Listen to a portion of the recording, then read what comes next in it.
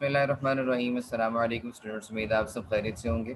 Financial statement analysis from the book of Charles H Gibson, chapter number 6, liquidity of short term assets related to debt paying ability.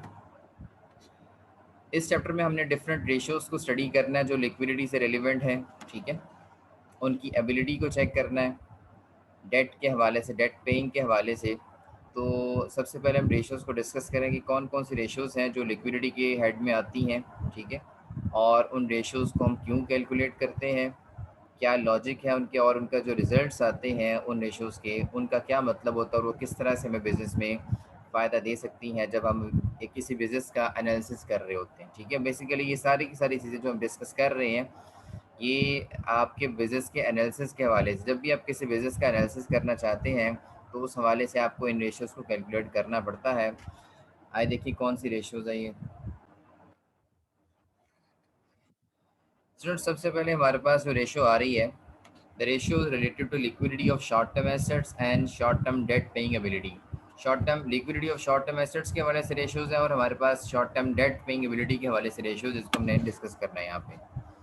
तो सबसे पहले हमारे पास है days sales and receivables. इसका formula है gross receivables को हमने लेना, ठीक है, ओवर हमने नेट सेल्स ओवर 365 कर देना। 365 को हम ऊपर ले आएंगे, मल्टीप्लाई हो जाएगा ग्रॉस रिसीवेबल से, ठीक है, और ये रेशियो हम कैलकुलेट कर लेंगे। अच्छा, अब इस रेशियो का मतलब क्या है? डेज सेल्स एंड रिसीवेबल्स, कितने दिन सेल्स जो है आपके रिसीवेबल्स में रही है, ठीक है। या यूं हम बात कर लें कि डेज रिसीवेबल्स का मतलब ये है कि ये हमें ये बताती है कि नंबर ऑफ डेज, कितने दिन लगेंगे, ठीक है, कि एवरेजली कितने हमारे दिन लग जाएंगे to collect the company's account receivable, ठीक है। यानी कि अगर आपने सेल की है ना, तो आप कितनी देर में वो जो डेटर्स हैं उनसे आप पैसा ले लेंगे, यानी कि कितने दिन आपकी जो सेल्स है वो डेटर्स में आउटस्टैंडिंग रहेगी, डेटर्स कितना टाइम लगा रहे हैं आपको पैसा देने में। अगर तो ये डेज कम आते हैं, ठीक है, तो फिर बिजनेस के लिए अच्छी बात है, क्योंकि आपके डेटर्स बहुत अच्छे हैं, वो आपको जल्दी से पेमेंट कर देते हैं। अगर डेटर्स आपको वीकली पेमेंट कर रहे हैं तो अच्छी बात है, ठीक है, 15 दिन में कर रहे हैं, महीने में कर रहे हैं, देन रिजनेबल, ठीक है। अगर डेटर्स आपको 6-6 माह बाद, 8-8 माह बाद पेमेंट कर रहे हैं, ठीक है, यानी कि 8-8 माह का पीरियड आ रहा है, तो फिर ये बिज़नेस के लिए अच्छी बात नहीं है, क्योंकि डेटर्स जो हैं जब पैसे आपको नहीं देंगे तो बिज़नेस का जो सर्कल है वो रुक जाएगा, ठीक है। तो ये रेशो हमें ये बताती है कि डेटर्स कितना एवरेजली कितना टाइम ले रहे हैं हमें पैसे पे करने में, ठीक है। यानी कि जो हमने उनको सेल्स की है डेटर्स को, तो वो कितनी देर हमारी सेल्स जो है वो डेटर्स में आउटस्टैंडिंग है, कितनी देर बाद डेटर्स हमारे कैश में कन्वर्ट हो रहे हैं, ये यूँ कह लें कि कितनी देर बाद डेटर्स हमारे कैश में कन्वर्ट हो रहे हैं, कितनी देर बाद डेटर्स से हमें पैसा मिल रहा है। फॉर एग्जांपल आज अगर हमने सेल की है, तो अगर 3 महीने बाद हमें डेटर से पैसा मिल रहा है, ठीक है, तो हम यूँ कह सकते हैं कि हमारा जो डेज सेल रिसीवेबल है वो 3 मंथ का पीरियड आता है, 90 डेज पीरियड आ रहा है एवरेजली, ठीक है। तो इस तरह से हम इसकी इंटरप्रिटेशन करेंगे और ये हमें बता देगा, अगर तो डेटर्स हमें जल्दी पैसा दे रहे हैं तो फिर डेज सेल रिसीवेबल का आंसर कम आएगा, और जो कि बिज़नेस के लिए अच्छी बात है। और अगर डेटर्स हमें पैसा देर से दे रहे हैं, यानी कि डेटर्स की कैश में कन्वर्जन है बेसिकली ये, ठीक है, कितनी देर में कितने दिनों में या कितना दिन लेते हैं डेटर्स कैश में कन्वर्ट होने में, ठीक है, वो दिन हमें ये रेशो बताएगी।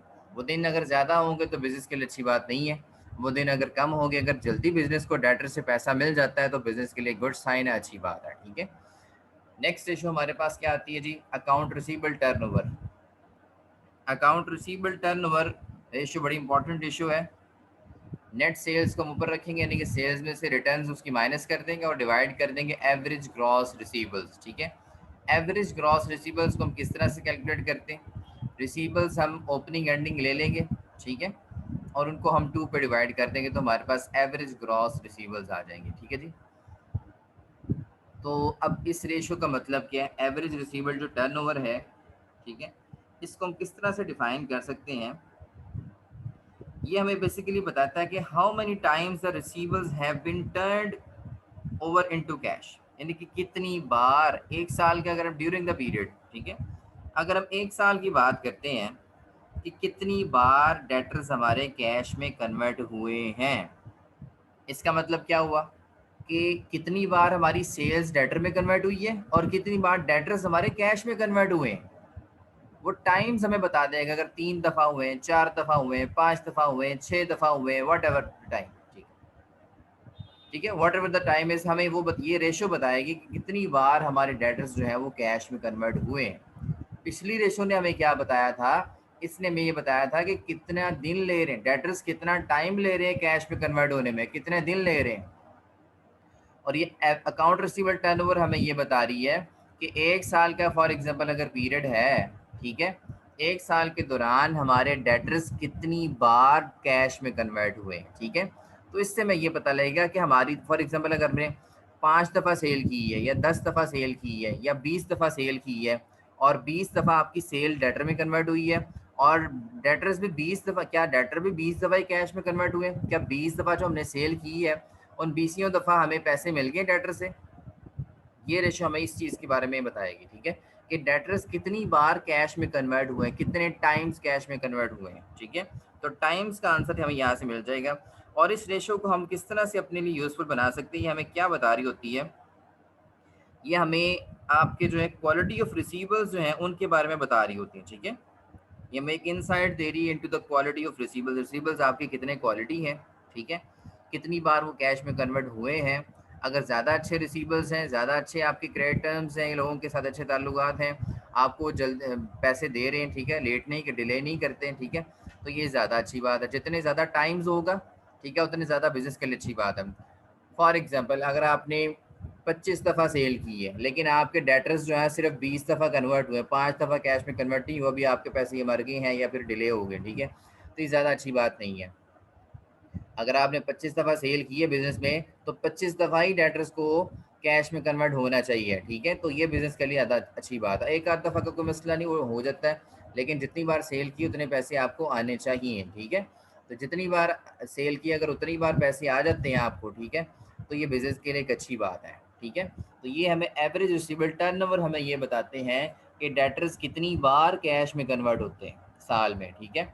और सेल्स डे सेल रिसीवर हमें क्या बताती है कि डेटर कितना टाइम लेते हैं, एक दफ़ा डेटर कैश में कन्वर्ट होने में कितना टाइम लेते हैं। 20 दिन में कन्वर्ट हो जाते हैं, वो 30 दिन में होते हैं, यानी कि 30 दिन बाद पैसे दे रहे हैं, 50 दिन बाद पैसे दे रहे हैं, 90 दिन बाद पैसे दे रहे हैं, कितना टाइम, नंबर ऑफ डेज कितने ले रहे हैं, ठीक है, डेटर्स हमसे नंबर ऑफ डेज कितने ले रहे हैं कैश में कन्वर्ट होने में। दूसरी रेशो बता रही है कि साल में कितनी दफ़ा कैश में कन्वर्ट हो रहे हैं, ठीक है। तो यहाँ से हमें डेटर्स की क्वालिटी का पता लगता है कि हमारे बिजनेस के डेटर्स कितने अच्छे हैं, ठीक है। अगर तो डेटर्स अच्छे हैं तो वो कैश में कन्वर्ट हो जाएंगे, ठीक है। अगर डेटर्स हमारे नहीं अच्छे, हमारे जिन लोगों के साथ हम डीलिंग कर रहे हैं वो लोग इतने, उनकी क्रेडिट वर्दीनेस इतनी नहीं है, ठीक है, तो ये बिजनेस के लिए अच्छी बात नहीं है, ठीक है जी।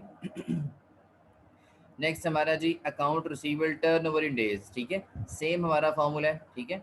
डेज शेयर इन रिसीवेबल्स का भी यही फॉर्मूला है और account receivable turnover days in days जो है ये भी हमारा वही फॉर्मूला है। तो ये बेसिकली इसको हम कहते हैं एवरेज कलेक्शन पीरियड, ठीक है। एवरेजली हम चीज़ों को, यहाँ पे हम चीज़ों को एवरेजली देख रहे होते हैं, ये एवरेज कलेक्शन पीरियड होता है कि एवरेजली जो पास्ट ईयर है ना आपका, पास्ट ईयर में एवरेजली आपने जो है डेटर से जो कलेक्शन किया वो उसमें कितना डेज लगते थे आपके, ठीक है।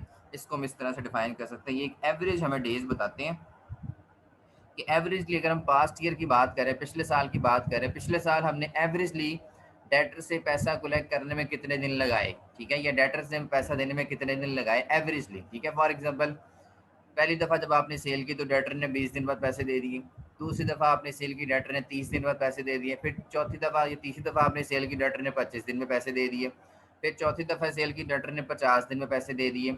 अब फॉर एग्जांपल अगर आपने 20 दफ़ा सेल की तो डेटर ने इस तरह ही डिफरेंट डेज में कभी 20 दिन बाद दे दिए, कभी 25 दिन बाद, कभी 30 दिन बाद, कभी 40 दिन बाद, लेकिन हमें यहाँ पे जो आंसर मिल रहा है वो एवरेजली मिल रहा है, ठीक है। एवरेजली डेटर कितना, कितने दिन लगा रहे हैं आपको पैसे देने में, ठीक है।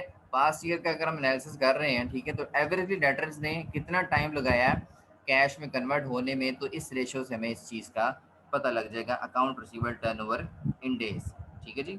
कि एवरेज नंबर ऑफ डेज जो रिसीवेबल्स हैं हमारे आउट कितनी देर आउटस्टैंडिंग रहे हैं, ठीक है, कलेक्ट होने से पहले कितना टाइम, यूँ कह लें कि कितना टाइम लगा रहे हैं एवरेजली वो कैश में कन्वर्ट होने में, ठीक है। तो ये एवरेज हमें आंसर बताती है। उसके बाद इसी तरह से जिस तरह से हमने रिसीवर्स को डिस्कस किया है उसी तरह से हम जो है वो इन्वेंट्री को डिस्कस कर लेते हैं। अब जिस तरह से डेज सेल्स इन रिसीवर्स था उसी तरह से डेज सेल्स इन इन्वेंट्री भी है, ठीक है। डेज सेल इन्वेंट्री का फार्मूला क्या है, एंडिंग इन्वेंट्री है और उसको डिवाइड कर देना है कॉस्ट ऑफ गुड्स सोल्ड, जो आपकी CGS होती है, जैसे कॉस्ट अकाउंटिंग में आपने पढ़ी है, ठीक है, चीज़ों को बनाने की जो कॉस्ट है, जो चीज़ें सेल की उनकी जो कॉस्ट है, उसको डिवाइड कर देना 365 से। ये हमारा जो है बटे के नीचे बटा है, ठीक है, इसको हम ऊपर ले आएंगे, एंडिंग इन्वेंट्री से मल्टीप्लाई हो जाएगा, तो हमारी डेज सेल्स इन इन्वेंट्री निकल आई।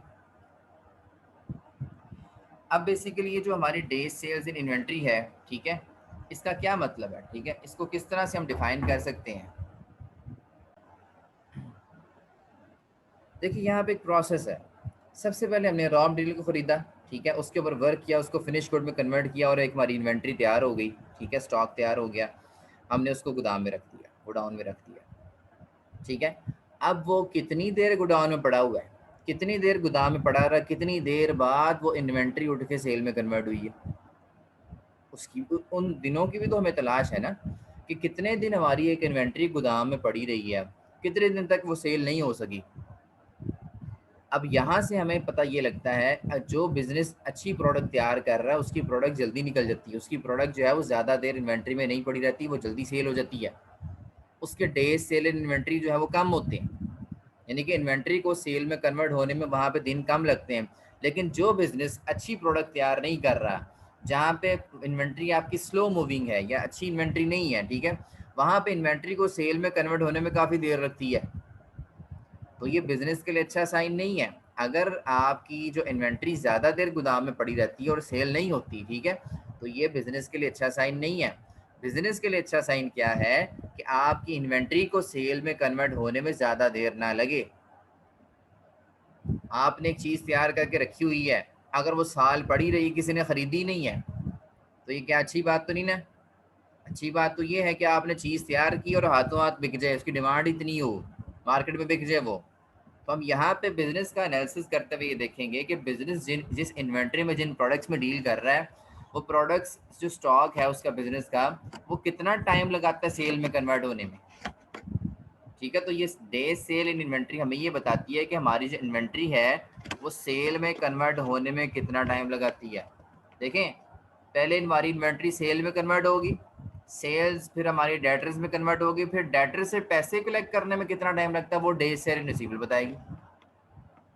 पहले हम ये डेज कैलकुलेट करेंगे, ठीक है, कि हमारी इन्वेंट्री सेल में कन्वर्ट होने में कितना टाइम। फॉर एग्जांपल आपने 10 प्रोडक्ट्स बना के रखी हुई गोदाम में, अब वो तकरीबन को महीने बाद जाके बिकी हैं, इसका मतलब उन्होंने 30 दिन लगाए से अपने उसमें सेल होने में, ठीक है, सेल में कन्वर्ट होने में 30 दिन लगाए हैं। अगर एक इन्वेंट्री आपने बना के रखी हुई है, 50 दिन बाद जाके सेल हुई है, ठीक है, इसका मतलब उन्होंने 50 दिन लगाए हैं इन्वेंट्री ने सेल में कन्वर्ट होने में। तो 50 दिन कैसे निकालेंगे, डेज सेल इन्वेंट्री के फॉर्मूला से हम निकालेंगे कि इन्वेंट्री ने इतने दिन लगाए सेल में कन्वर्ट होने में। फिर इन्वेंट्री जब सेल में कन्वर्ट हो जाएगी, फिर सेल से हमारे डेटर्स में, डेटर से हमने पैसे उधार सेल की तो डेटर्स बन जाएंगे हमारे। फिर डेटर से पैसा कलेक्ट करने में कितना टाइम लग रहा है वो हमें बताएगी डेज सेल इन रिसीवेबल। बात समझ आ रही है, इस तरह से प्रोसेस चल रहा है। डेटर से पैसा भी तो कलेक्ट कर रहे हैं हम, डेटर से पैसा कितनी देर में आ रहा है, हमें पैसा कितने टाइम बाद कलेक्ट कर रहे हैं, कितने दिन लग रहे हैं, तो वो हमें बताएगी डेज सेल्स इन रिसीवेबल्स, ठीक है। तो इस कॉन्सेप्ट को समझें कि डेज सेल इन इन्वेंट्री का मतलब क्या है, कि हमारी इन्वेंट्री को कितना टाइम लगता है सेल में कन्वर्ट होने में, कितना टाइम लगाती है। अगर अच्छी इन्वेंट्री है तो फौरी सेल हो जाएगी आपकी, एक दिन मिलने लगेगा। अगर अच्छी इन्वेंट्री नहीं है तो फिर आपकी को 10-15 दिन लगाएगी, महीना भी लगा सकती है, 2-3 महीने भी लगा सकती है, तो जितना भी टाइम लगाएगी हमें यहाँ मिल जाएगा। हम जब बिजनेस का एनालिसिस कर रहे होंगे हम ये देखेंगे यार इस बिजनेस की जो प्रोडक्ट्स हैं वो जल्दी सेल नहीं होती, पड़ी रहती हैं, फिर कहीं जाके 3 महीने बाद सेल होती है, इसका मतलब इस बिजनेस की परफॉर्मेंस अच्छी नहीं है। इस तरह से हम ये इस इंफॉर्मेशन को यूज़ कर सकते हैं, ठीक है जी। नेक्स्ट हमारे पास आती है इन्वेंट्री टर्नओवर। इन्वेंट्री टर्नओवर का मतलब क्या है, अब यहाँ पे जिस तरह से हमने बात की थी एवरेज रिसीवेबल टर्नओवर की, उसी तरह से हम उसी कॉन्टेक्स्ट में बात करेंगे इन्वेंट्री टर्नओवर की। एवरेज रिसीवेबल टर्नओवर की हमने क्या बात की थी, ठीक है, आपसे भी हमने डिस्कशन की है कि हम उसमें टाइम्स देखते थे, ठीक है, कि कितनी बार हमारे जो रिसीवेबल्स हैं वो कैश में कन्वर्ट हो रहे हैं, कितनी बार हमारे रिसीवेबल्स, ठीक है, वो कैश में कन्वर्ट हो रहे हैं, या फिर हम क्यों कह सकते हैं कि कितनी बार हमारी जो सेल्स है, ठीक है, वो हमारे रिसीवेबल्स का कितने टाइम्स है।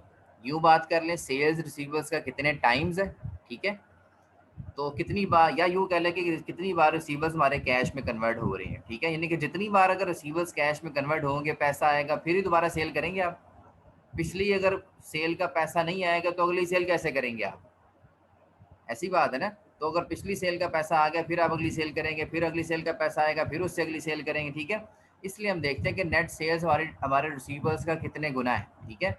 फॉर एग्जाम्पल अगर 5 गुना है, ठीक है, तो हम यूँ बात कर सकते हैं कि हमारे 5 दफ़ा हमें रिसीवर से पैसा मिला, तभी हम इस काबिल हुए कि 5 दफ़ा सेल कर सके अगली, ठीक है। इसी तरीके से हमने इसी कॉन्सेप्ट को यहाँ अप्लाई करना है इन्वेंट्री टर्नओवर के रेशो में, ठीक है। तो इन्वेंट्री टर्नओवर बेसिकली क्या है, यहाँ भी हम टाइम्स में मेजर कर रहे हैं रेशो को, ठीक है। इसका आंसर भी टाइम्स में आएगा।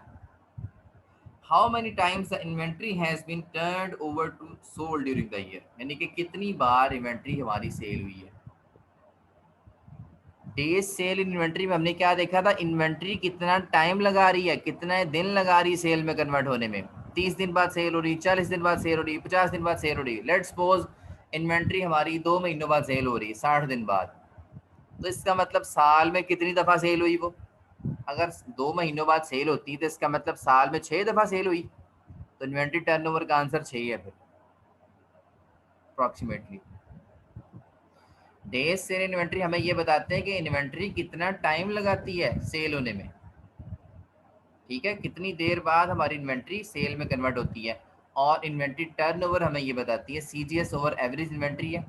इसको हम यूँ भी कह सकते हैं कि जो हमारी सीजीएस है वो एवरेज इन्वेंट्री का कितने टाइम्स है, कितने गुना है, ठीक है। या फिर हम इसको दूसरे अल्फाज में यूँ बात कर सकते हैं कि कितने टाइम्स है इन्वेंट्री जो है हमारी, कितनी बार जो है वो सेल में कन्वर्ट हुई है। इधर सेल में कन्वर्ट होते हुए कितना टाइम लगा रही है, कितने दिन लगा रही है। और इधर पूरे साल में हमारी इन्वेंट्री कितनी बार सेल में कन्वर्ट हुई है, 4 दफ़ा सेल में कन्वर्ट हुई है, 5 दफ़ा सेल में कन्वर्ट हुई है, 6 दफ़ा सेल में कन्वर्ट हुई है, ठीक है। कितनी बार का आंसर हमें इन्वेंट्री टर्नओवर से मिलेगा। तो यहाँ से हमें हमारे लिए अच्छा क्या है उसकी बात भी कर ले। अगर आप एक बिजनेस का एनालिसिस कर रहे हैं, उसकी एनालिसिस करते हुए आपको पता लगा जी कि बिजनेस में जो इन्वेंट्री है वो मतलब 20-30 दफ़ा जो है सेल में कन्वर्ट हुई है। इसका मतलब आपकी बार बार चीज़ें सेल हो रही हैं, इसका मतलब आपके डेटर्स भी अच्छे हैं। डेटर्स आपको फौरी पेमेंट कर देते हैं, तभी आप दूसरी सेल करते हैं, ठीक है। फिर अगली दफ़ा डेटर्स आपको पैसे दे देते हैं, फिर आप अगली सेल करते हैं। इसीलिए आपका प्रोसेस अच्छा चल रहा है, ठीक है।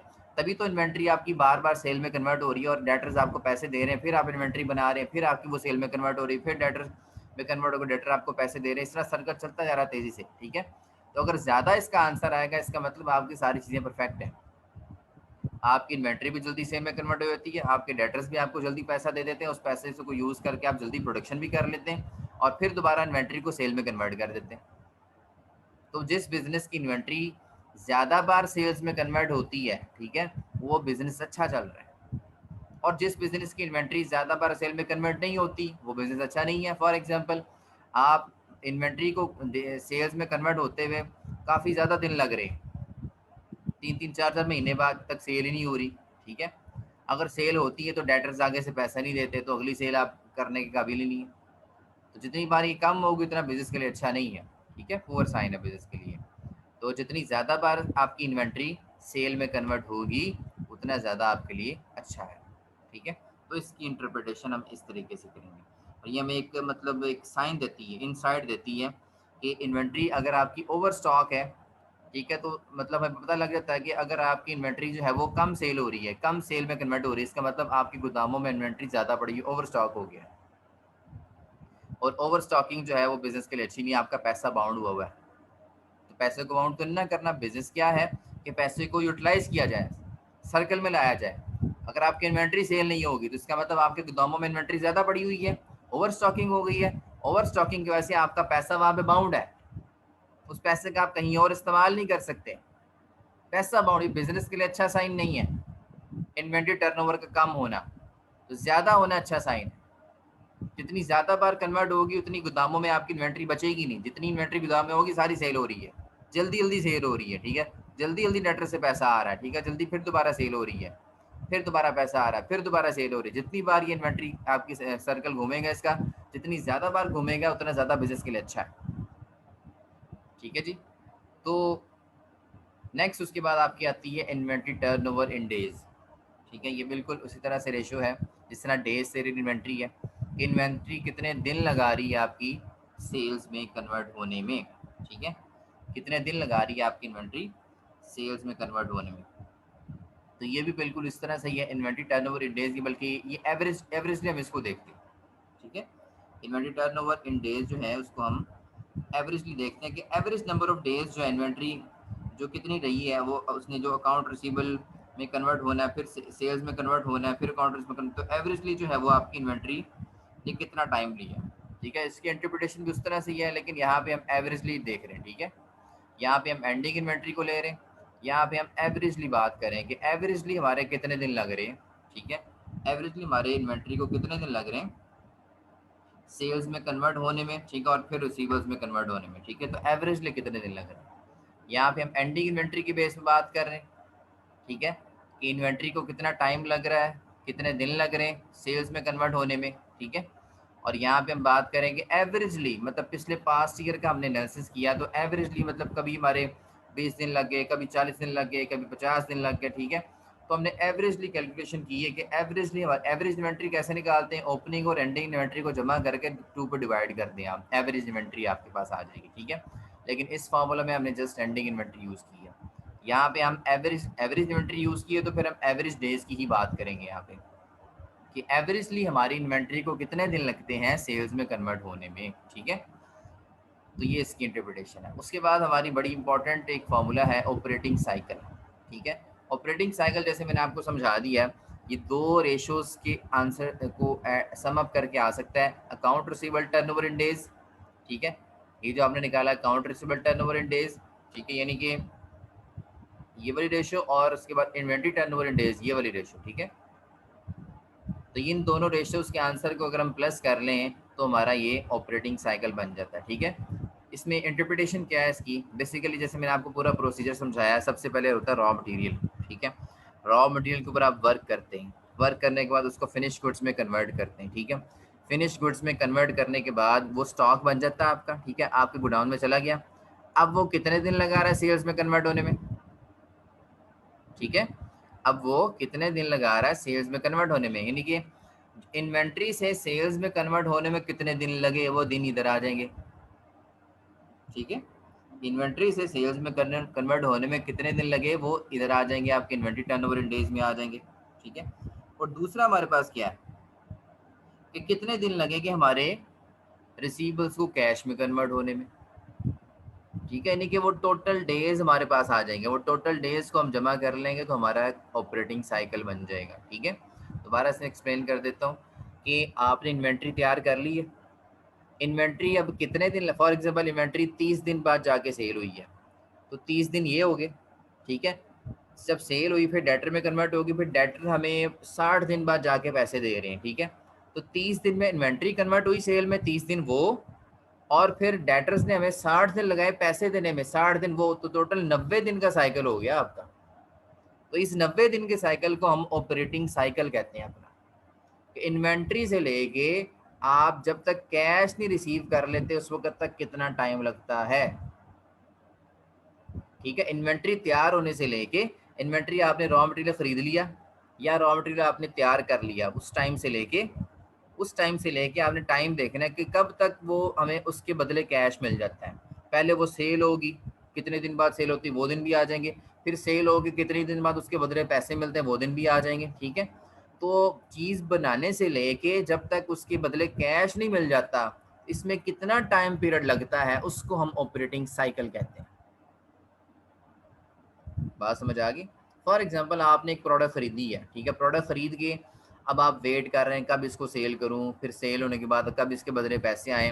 तो आप ये प्रोडक्ट खरीदी है ना, प्रोडक्ट खरीदने से लेके या आपकी प्रोडक्ट तैयार है, प्रोडक्ट तैयार होने से लेके जब तक आपको उस प्रोडक्ट के बदले कैश नहीं ना मिल जाता, इसमें जितना टाइम पीरियड आ जाता है वो सारा का सारा ऑपरेटिंग साइकिल आपका पूरा। पहले वो आपकी प्रोडक्ट जो है वो आपकी सेल होगी, कितना टाइम लगाती है सेल होने में वल्लाह आलम। सेल होने के बाद फिर डेटर्स मूडी हैं या कितनी देर में वो पैसे देते हैं वो कितना टाइम लगेगा वल्लाह आलम, ठीक है।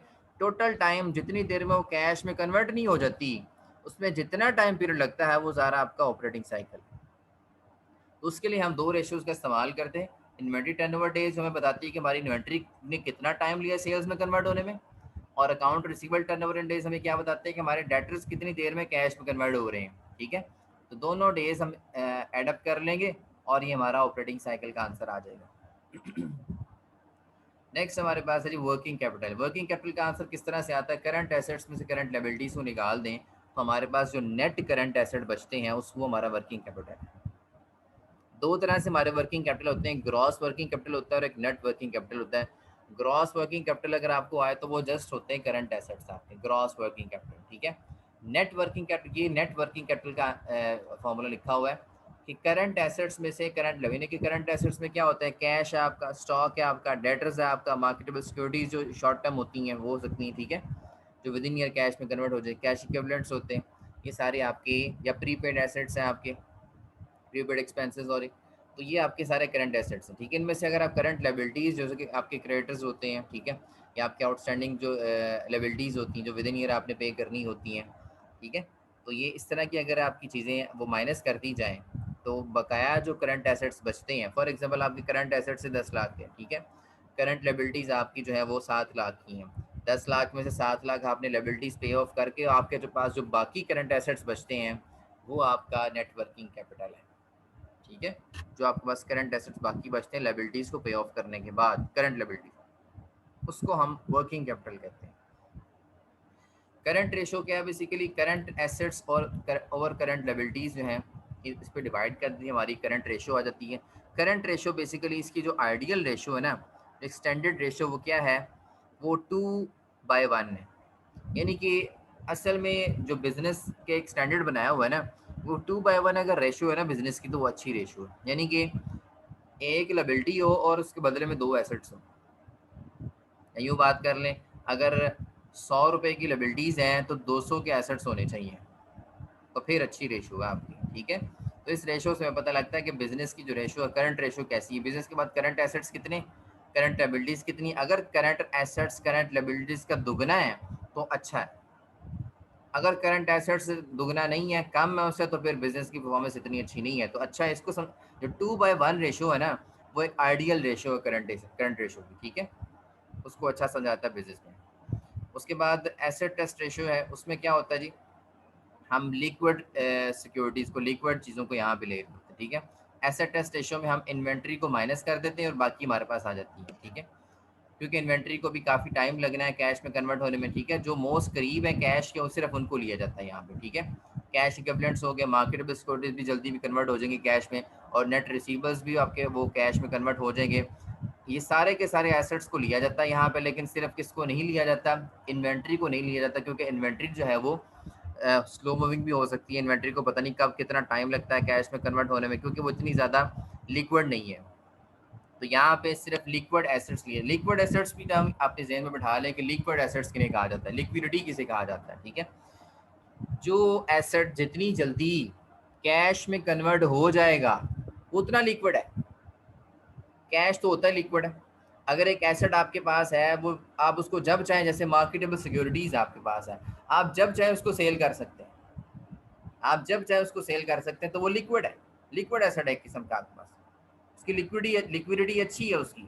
लिक्विडिटी का बेसिकली मतलब है कि एसेट के अंदर उसकी कैश में कन्वर्ट होने की ताकत कितनी है, कितनी जल्दी वो कैश में कन्वर्ट हो जाएगा या हो सकता है, उस हिसाब से उसकी लिक्विडिटी देखिए। देखिए किस हम कहते हैं यार इसकी लिक्विडिटी अच्छी है, इसकी लिक्विडिटी अच्छी नहीं है, वो इसी हवाले से हम बात कर रहे थे कि ये कैश में कन्वर्ट आसानी से हो सकता है, ये कैश में कन्वर्ट आसानी से नहीं हो सकता। तो एसेट टेस्टेशन में हमने मोस्ट लिक्विड एसेट्स लेने होते हैं, ठीक है, जो कैश में जल्दी कन्वर्ट हो सकते हैं, उनको डिवाइड करना होता है करंट लायबिलिटीज़ में। ठीक है, फिर अब यहाँ पे देख रहे होते हैं कि हमारे पास जो कैश वाले एसेट्स हैं वो कितने हैं करंट लायबिलिटीज़ के मुकाबले में। यहाँ से हमें इस रेशो को पता लगता है कि बिजनेस के पास कैश कितना है करंट लायबिलिटीज़ को पे ऑफ, अपनी करंट लायबिलिटीज़ को मीट करने के लिए बिजनेस के पास कैश एक्चुअली कितना है। यहाँ पे तो हमने इन्वेंट्री भी शामिल कर ली थी ना करंट रेशो में, ठीक है, लेकिन यहाँ पे इन्वेंट्री शामिल नहीं करेंगे। उसके बाद नेक्स्ट हम देते हैं सिंपल कैश रेशो। इसमें सिर्फ हमने कैश लेना जो मोस्ट लिक्विड कैश आपकी कैश से रेलिवेंट है। ठीक है, अब नेट रिसीवेबल को भी कुछ टाइम लगेगा, 20-25 दिन लगेंगे, उसको भी हमने निकाल दिया यहाँ पे। अब यहाँ पे हमने सिर्फ वही लिया जो है ही कैश, उसको हम कैश रेशो कहते हैं। ठीक है, उसको हम कैश रेशो कहते हैं। ये सिंपल, ये इसको हम कहते हैं सिंपल एसेट टेस्ट, ये सिंपल रेशो कैश रेशो, ये आपकी जो है एसेट टेस्ट रेशो, ठीक है। यहाँ पे हमारी सिंपल आ गई है, इसमें सिर्फ हमने कैश वाली चीज़ें ली है, कैश इक्विवेलेंट्स ली है और मार्केटेबल सिक्योरिटीज ये वो वाली सिक्योरिटीज़ हैं कि अगर आप सुबह आपने सोचा है कि इसको बेचना है तो दोपहर को बिक जाएंगी, ये ऐसी सिक्योरिटीज़ हमने ली है, यानी कि कैश वाली चीज़ें ली हैं आपने, ठीक है।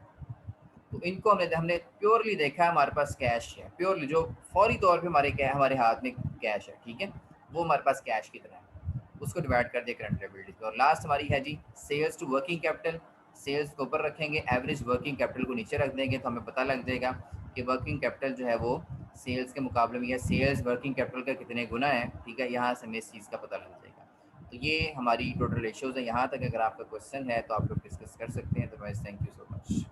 इस चैप्टर में हमने यही रेशियोज कर, चैप्टर नंबर 6 में। Thank you.